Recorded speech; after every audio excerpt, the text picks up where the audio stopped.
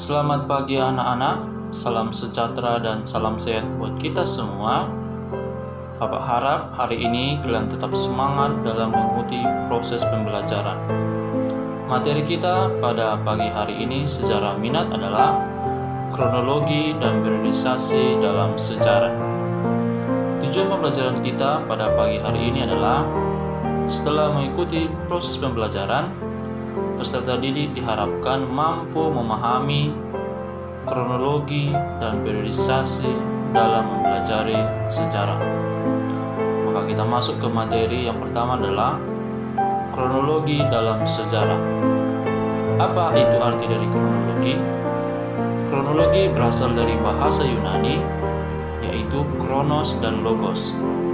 Kronos diartikan sebagai ilmu, kronos diartikan sebagai waktu dan logos diartikan sebagai ilmu. Jadi kronologi itu artinya adalah ilmu tentang waktu. Lalu apa arti kronologi dalam sejarah? Dalam ilmu sejarah, kronologi adalah ilmu untuk menentukan waktu terjadinya peristiwa dari tempat peristiwa tersebut secara tepat berdasarkan urutan waktunya. Jadi Bapak ulangi sekali lagi, dalam ilmu sejarah, kronologi adalah ilmu untuk menentukan waktu terjadinya peristiwa dan tempat peristiwa tersebut secara tepat berdasarkan urutan waktunya. Lalu apa manfaatnya kita mempelajari konsep kronologi ini dalam sejarah? Dengan memahami konsep kronologi, kita dapat melihat kaitan peristiwa-peristiwa yang terjadi di masa lalu. Dengan bantuan konsep kronologi, kita juga dapat melihat kaitan peristiwa sejarah yang terjadi di belahan bumi lain. Kronologi merupakan ilmu dasar yang sangat penting dalam ilmu sejarah, karena konsep ini menggambarkan proses sejarah. Misalnya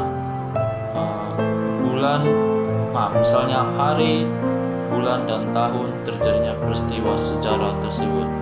Jadi kita bisa lebih memahami atau kita bisa tahu kapan peristiwa sejarah itu terjadi, harinya kapan, bulannya kapan, dan tahunnya kapan. Jadi tujuan kita mempelajari konsep kronologi ini agar kita lebih tahu, lebih memahami waktu peristiwa sejarah tersebut. Lalu, apa tujuan kronologisme dalam sejarah? Tujuan kronologi dalam sejarah adalah untuk menghindari anakronisme atau kerancuan dalam sejarah. Dengan memahami konsep kronologi, peristiwa-peristiwa sejarah di masa lalu dapat direkonstruksi berdasarkan urutan waktu terjadinya. Maksudnya di situ kita bisa memahami atau kita bisa tahu waktu terjadinya peristiwa sejarah tersebut, kapan dia terjadi, lalu di mana dia terjadi. Contohnya bisa kita pahami di bagian yang sudah Bapak tampilkan ini, bahwa ini adalah kronologi Indonesia Merdeka. Kronologi Indonesia Merdeka dimulai dari terbentuknya BPUPKI sampai Indonesia Merdeka. Maka tugas kita untuk hari ini ada dua. Yang pertama ini adalah tugasnya adalah coba kalian jelaskan maksud dari bagian ini.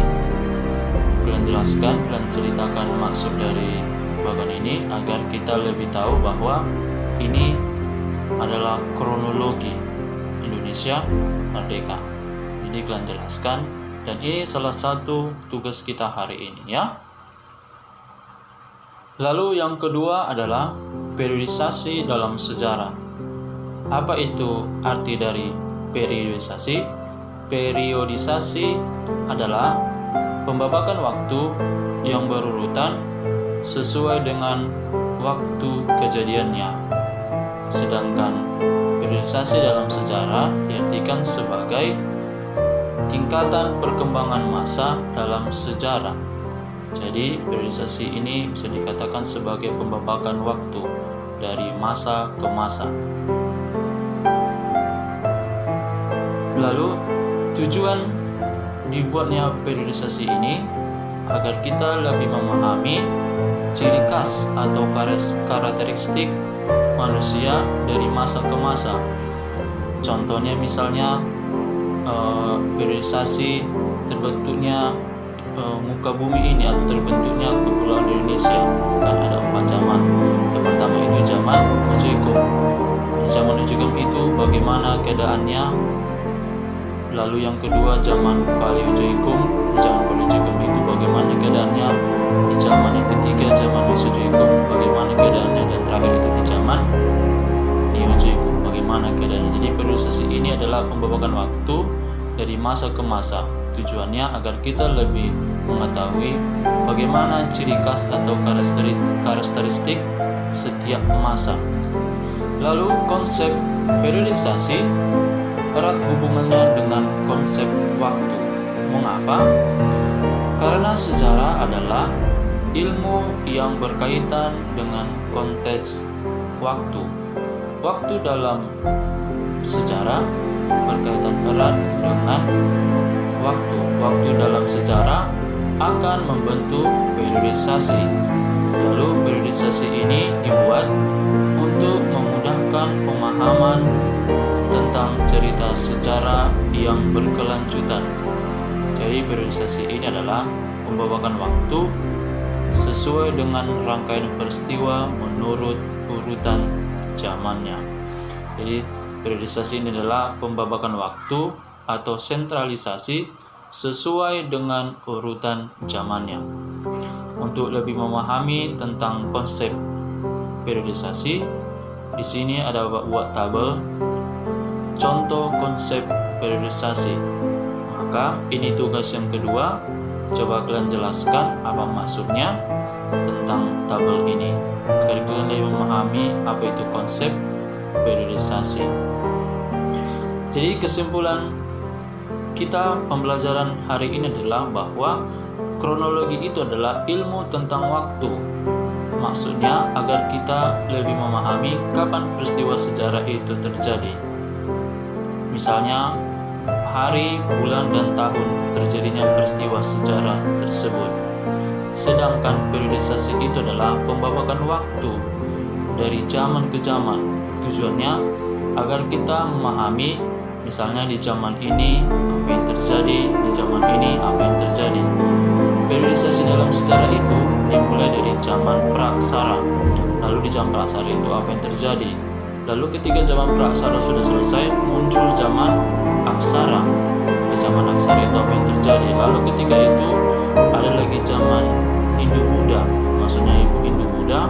Lalu zaman Islam, zaman kolonialisme dan imperialisme, dan zaman kemerdekaan. Maka setiap zaman-zaman itu bagaimana kehidupan manusianya. Jadi itulah contoh dari periodisasi dalam sejarah. Demikianlah paparan Bapak pada hari ini tentang materi kita, kronologi dan periodisasi dalam sejarah. Bapak harap kalian memahaminya apa yang Bapak sampaikan. Lalu tugas saya yang tadi sudah Bapak sebutkan yang di awal. Untuk minggu depan kita masuk materi tentang manfaat mempelajari sejarah. Maka untuk itu Bapak harap kalian mengerjakan tugasnya. Kalau kurang mengerti boleh dibaca bukunya. Sekian dari Bapak untuk hari ini. Tetap semangat untuk pembelajaran pada hari ini. Jaga kesehatan. Kita jumpa minggu depan. Salam.